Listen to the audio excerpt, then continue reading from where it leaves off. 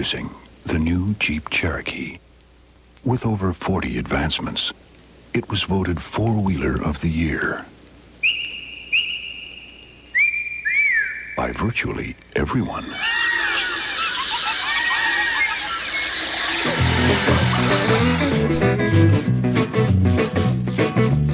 Okay, so what just happened? The exhaust fell off the Cherokee. This series is a document on what it takes to keep older cars as functional daily drivers. Now in the process, we're going to try to hit that triangle of frugality, functionality, and fun. I found this Cherokee on Craigslist a little over a year ago, and we paid about $2,000 for it. Now the appeal of this car was that it was running. It wasn't on the road. It had absolutely no brakes. To stop it, you just had to really crank on the handbrake to slow the car down if it was rolling. But the appeal of this Jeep was that the body was pretty clean. It was relatively clean, relatively rust-free, again, for a Jeep of this vintage. Now, to tell you the true appeal of the car, I don't really have a good reply for that, so I'm going to ask my sons, because they're the ones who always wanted an XJ, or at least a couple of my sons. They've always wanted an XJ. They've asked about them, and so when I found this, I bought it. So they can tell you why they like the car. I did always want one of these cars though, ever since watching Castaway. Because if you remember in Castaway, and Tom Hanks, I think it's at the very end of the movie, yeah, when they get back, Tom Hanks is looking at his wife, and they go to their driveway in the car, and their car, they have a Jeep Cherokee. Tom Hanks says that that's the, speaking of Jeep Cherokees, most dependable car that they've ever had. So I guess I put it in my mind when I was a kid that Jeeps are just dependable cars. So I always wanted one of these boxy Cherokees. Now that we finally got one, I gotta say it's probably not all that it's made out to be, but I like it. I have always wanted a Wrangler, and I have to say this does not compare to a Wrangler. I like the Cherokee because it's different, I mean, it's what a car should be. There's this really weird level of attraction to this box. Maybe it was only my oldest who was really harping on those Jeep Cherokees, but he did it for over 10 years, so it seemed like to me maybe they're all asking me about it. After we flatbedded the Jeep home, it took a little bit of work before we could go on our first test drive.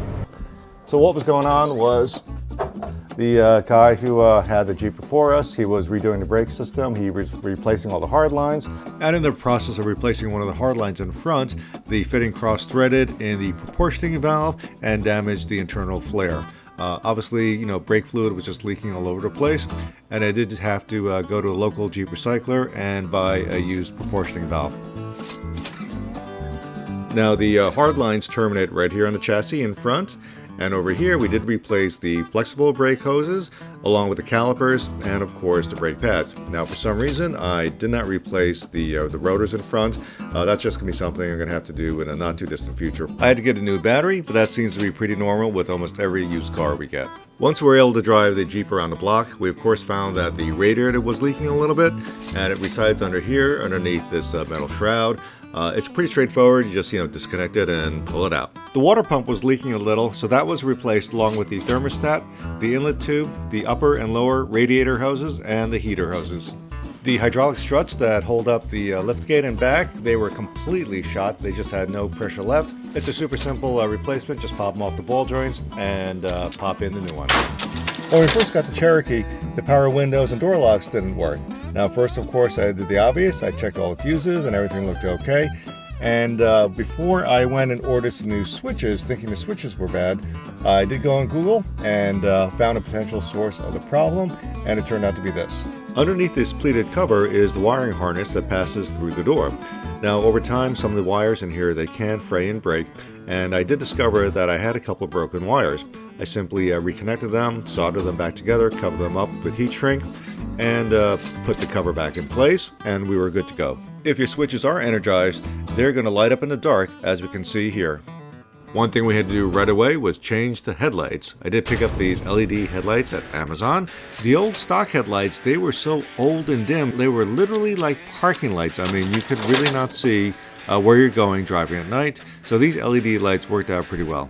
Once the Cherokee was on the road, my kids had 9 months of uneventful driving until this happened.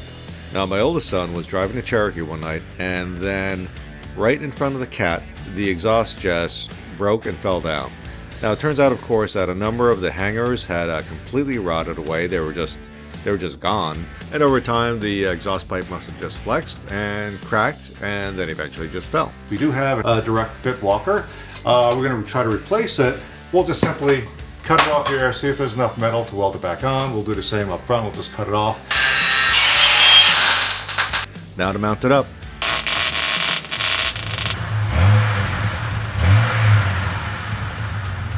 Now with the exhaust back on the Jeep, the next thing we have to do is replace the steering box.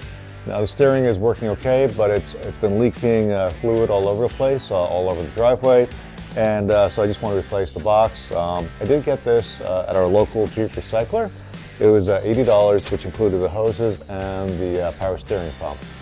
This is going to be pretty straightforward, pretty boring. It's just a straight replacement on the steering box. Yeah, we had a little setback on our power steering box replacement. The pressure hose, as you can or can't see, has a leak, and it's spreading oil down there, making a little bit of a mess. So we had to get another pressure hose, and we're going to replace that now. Our Cherokee was driving fine for a while, but it did have an intermittent hot start problem. As time progressed, it got worse, and we had to do something about it. Some of the online forums led me to believe we may be having a problem with the crank position sensor. It's a very simple installation. It's just 2 screws and an electrical connector, but the problem is actually getting to it. You can look up the CPS R&R online on YouTube.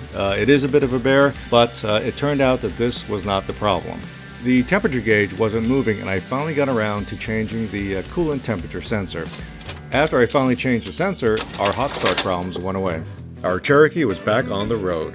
It still needs a few odds and ends, and the interior needs some TLC, but it's time we think about where we want to go with the Jeep.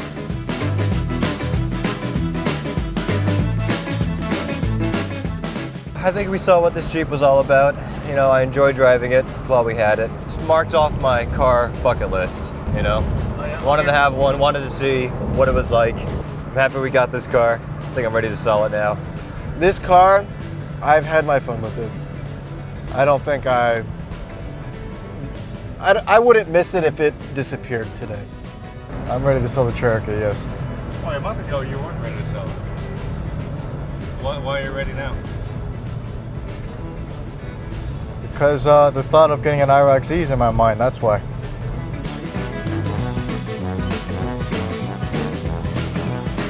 Well, that's 3 thumbs down, and for this car, I'm not going to pull the Dad Overrules All option, so we'll be putting the Cherokee up for sale.